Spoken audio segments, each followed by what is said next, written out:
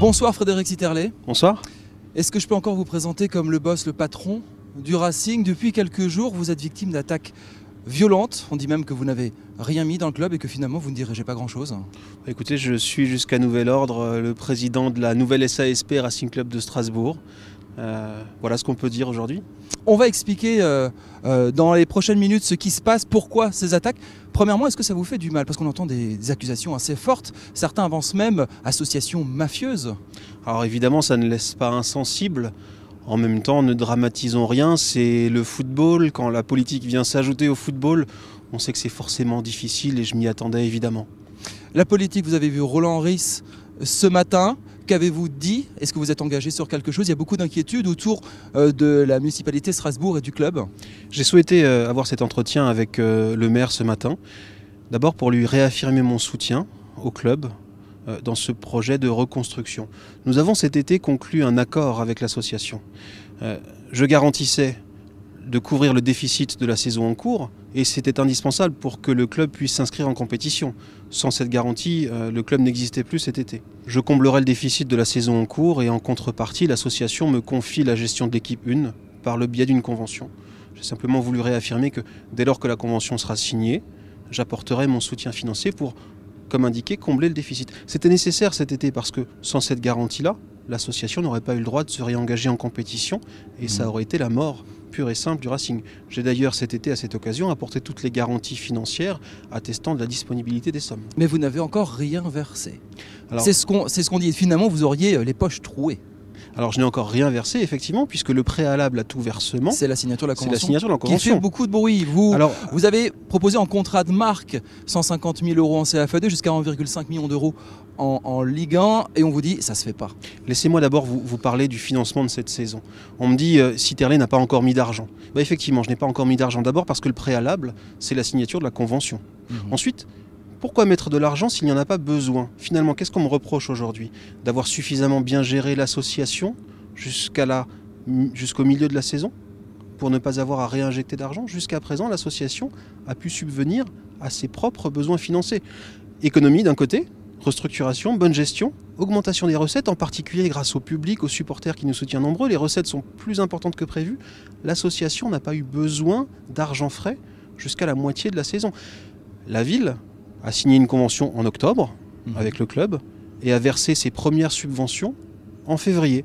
Donc la première partie de saison n'a pas non plus été payée sur le dos de la subvention de la ville. La deuxième partie de la saison sera payée grâce à la subvention et grâce à mon apport personnel. Mais vous comprendrez que je n'investirai qu'à partir du moment où j'aurai en face moi aussi des garanties à travers une convention.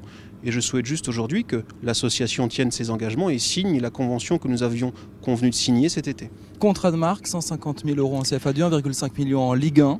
Alors, on lit des choses assez hallucinantes. On se dit bêtement, vous allez vous faire du beurre sur la bête. Alors, avant de se faire du beurre sur la bête, encore faudrait-il qu'il y ait du beurre. Je vous rappelle qu'un club de foot, c'est d'abord un investissement. On a plutôt tendance à y perdre de l'argent qu'à y gagner. Il n'y a dans ces accords de licence de marque aucune rémunération personnelle, aucune rente à vie et encore moins de rémunération due par l'association. Au contraire, ce qui est écrit dans ces conventions, c'est que l'association bénéficie à titre gracieux de l'utilisation de la marque et des signes distinctifs. Qu'en plus, l'association bénéficie de l'usage de cette marque et peut elle-même choisir de la SASP à qui elle attribue cette marque. Ça veut dire que pour la première fois, on donne le pouvoir à l'association de choisir la SASP avec laquelle elle travaille. Dès lors qu'elle confie cette marque à une SASP, la SASP est tenue de rémunérer l'association pour l'utilisation de cette marque. Donc on renforce l'usage. On renforce le poids de l'association. Alors, c'est intéressant de voir que certaines conventions circulent aujourd'hui. Un titre de presse régionale a fait paraître une convention. Alors, il faut savoir que cette convention, c'est un document...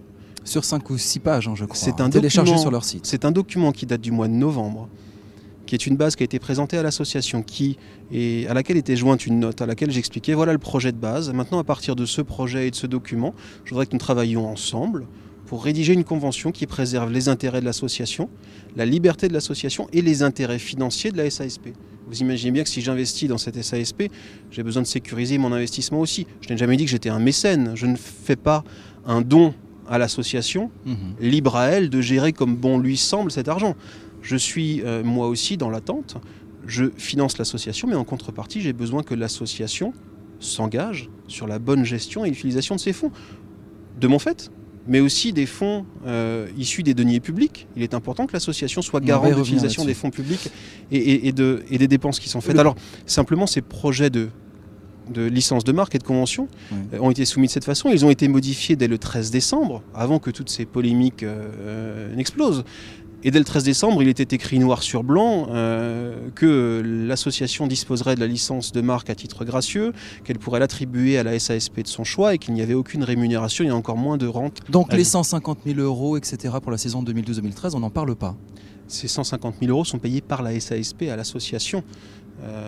Je crois qu'on a inversé l'ordre des choses. Je crois que les documents qui ont été diffusés ne sont qu'une partie des accords. Et forcément, quand on ne dévoile que la moitié et qu'on oriente, on ne comprend pas l'équilibre global de ce dispositif. Une fois de plus, ce dispositif a été présenté au conseil d'administration et à l'assemblée générale de l'association qui s'y est exprimé favorablement. Ce qui montre bien que, vous savez, c'est un conseil d'administration qui n'est pas acquis à ma cause. J'aurais pu venir et placer mes hommes et faire un grand ménage. J'ai tenu à ce que le conseil d'administration soit représentatif, qu'il y ait au sein de ce conseil une partie de gens nouveaux et puis une partie de gens historiques qui sont là depuis des années à l'association. Donc ce conseil s'est prononcé librement en faveur de ces accords. Albert Gamrich a réclamé ce matin des explications. Il veut que vous vous expliquiez là-dessus. Est-ce que la convention va se signer? Est-ce que la polémique va s'apaiser, selon vous? Alors d'une part, Patrick Spielmann, le président de l'association, disait il y a quelques semaines c'est inacceptable en ces termes-là de signer. Alors d'abord, un petit mot pour Albert Gamrich. Albert, je l'ai vu il y a 3 semaines. Je lui ai expliqué l'ensemble de ces informations et les tenants et les aboutissants du dossier. Donc il a les explications, il sait à quoi s'en tenir. Et je suis un peu surpris que le président de la Ligue d'Alsace s'émeuve aujourd'hui dans la presse en demandant des explications. Albert, ces explications, tu les as eues. Les politiques, on va y revenir. Vous avez rencontré Roland Ries ce matin, conseil municipal cet après-midi à Strasbourg. Ça risque de chauffer pas mal. Kevin Drouan y était, il a recueilli des avis d'élus. Il s'inquiète de la santé financière du Racing. Écoutez. L'opposition aimerait que ce qui nous a été annoncé au moment où nous avons voté ces 750 000 €, que ce soit mis en application. Pour l'instant, ça n'est pas mis en application. Nous avons le sentiment d'avoir été dupés et de n'avoir pas obtenu de véritables informations sur les finances du Racing actuel. À la clé, il y a l'image d'une ville aussi.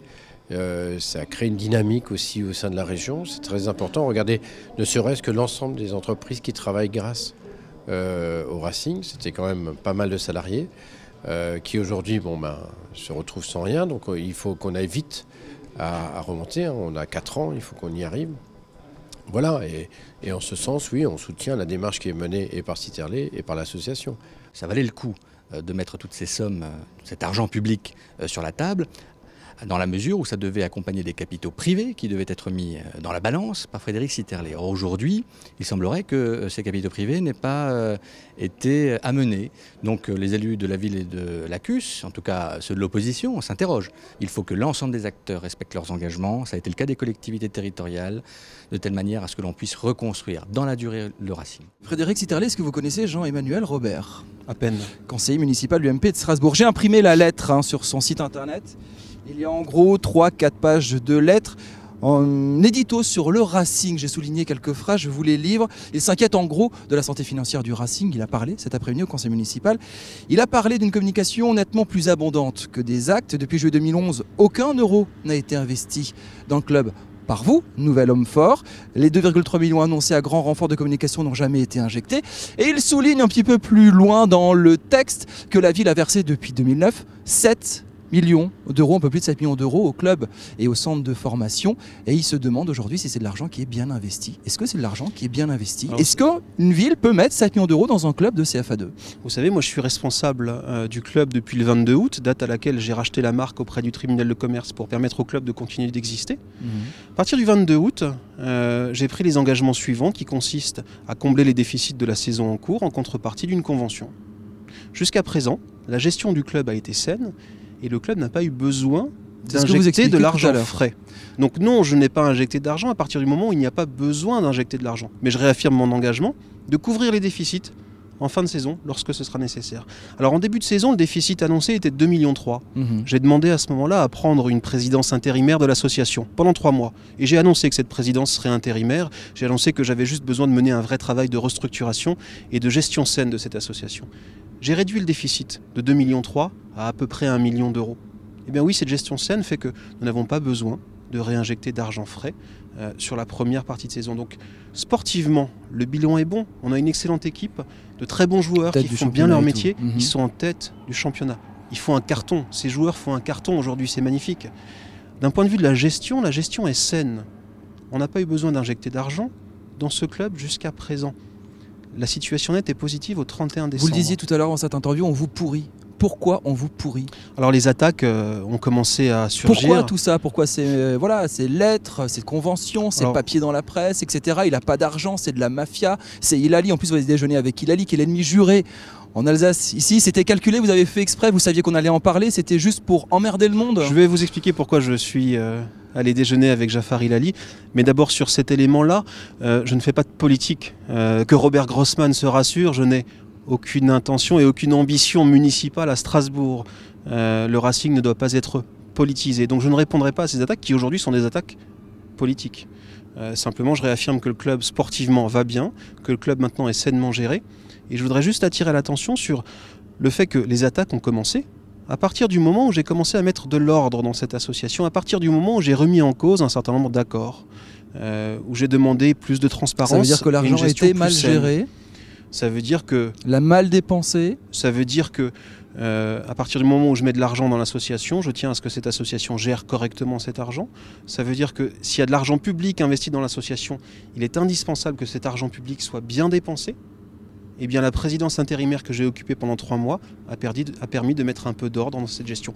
Cette gestion un peu plus rigoureuse et peut-être un peu plus transparente semble gêner un certain nombre d'observateurs qui essaient aujourd'hui de déstabiliser mon action. C'est de bonne guerre. Il y a plein de gens qui voudraient rester dans le paysage, qui sont gênés aujourd'hui de ne plus être sur la photo. Je ne suis pas sûr que le Racing ait encore besoin de ces gens-là aujourd'hui. Vous vous êtes engagé auprès de Roland Ries. Est-ce qu'il s'est engagé auprès de vous en disant « Oui, la ville va continuer à vous soutenir financièrement. Oui, Frédéric Sitterlé, j'ai confiance en vous ». Est-ce qu'il vous a dit ça? Bien sûr, et je le laisserai l'exprimer lui-même. On a eu une discussion très constructive. J'ai réaffirmé mes engagements, il a réaffirmé les siens. On construit aujourd'hui un nouveau Racing. Toutes ces polémiques, dans quelques semaines, seront totalement dégonflées. Les conventions seront signées, on aura l'occasion de les diffuser, de les mettre sur la place publique. Et vous verrez qu'il n'y a rien d'infamant et aucune rémunération, rente à vie ou détournement d'argent public. Il y a 6 mois, vous étiez le héros. Aujourd'hui, vous avez une cible un petit peu partout. Comment vous prenez ça? Je ne sais pas. D'abord, c'est surprenant parce que je n'ai pas changé. J'ai pas l'impression d'avoir changé. Alors comment le bon d'il y a 6 mois peut-il devenir le truand aujourd'hui? Entre-temps, il a déjeuné avec Jafar Hilali, c'est ça? Alors, vous nous expliquez je vais vous raconter, quand même. Évidemment. Vous savez qui a payé l'addition? C'est moi qui ai payé, je crois. Vous l'aviez invité en plus? Alors, j'étais à Londres pour d'autres raisons. J'en ai profité pour aller le voir. Vous savez qu'on n'est pas amis. Je n'ai rien. Vous avez le droit d'être amis, personne. Je n'ai rien en commun et pendant près d'1 heure, on a débattu sur cette histoire de Racing. On était d'accord à peu près sur rien. Simplement, j'ai noté un certain nombre de choses bizarres dans la gestion passée de la SASP et de l'association. J'avais besoin d'un certain nombre de vérifications. Lui seul était en mesure de me les donner. Je lui ai demandé qu'il me donne des explications sur les accusations qu'il a portées l'année dernière. L'année dernière, il a porté des accusations sur des falsifications de comptes, sur un certain nombre d'opérations frauduleuses. Vous les confirmez cette année? Il y a eu falsification, il y a eu détournement de fonds? Je ne sais pas. En tout cas, j'avais besoin qu'il me confirme un certain nombre de choses et sachez que le déjeuner a été très instructif. Évidemment, on est par partie bons amis. L'ironie dans quelques échanges, vous savez que c'est le jeu de Jafar Hilali. C'est pas quelqu'un avec qui je partirai en vacances. Je reviens à ma question du début. Vous êtes donc le patron du Racing définitivement. Pour combien de temps encore? Écoutez, aujourd'hui, le choix qui s'offre à moi, c'est finalement soit de laisser perdurer de vilaines habitudes et de laisser le club ressombrer dans un passé qui dure depuis 30 ans. Vous savez, on entend partout, ça fait 30 ans que c'est le bordel au Racing. Ça fait pas 30 ans que je suis là, moi je viens d'arriver. Et pourtant on m'accuse des mêmes mots que mes prédécesseurs qui tous les uns après les autres se sont fait éjecter. Donc j'ai le choix aujourd'hui entre laisser le club tel qu'il est et laisser ces mauvaises habitudes revenir, ou alors m'engager. M'engager sur 5 ans, puisque c'est la durée de la convention. Mais croyez bien que si je m'engage sur 5 ans, j'investis mon argent et j'exige en face une gestion saine et une gestion transparente. Frédéric Sitterlé, merci beaucoup. Merci. On enchaîne, c'est vous sur 20 avec Sous le Grill. On va parler de ces Alsaciens qui sont contre le Concordat. Et ensuite, seconde partie d'émission avec le magazine Top Sport, notamment présenté par Mathieu Chanvillard.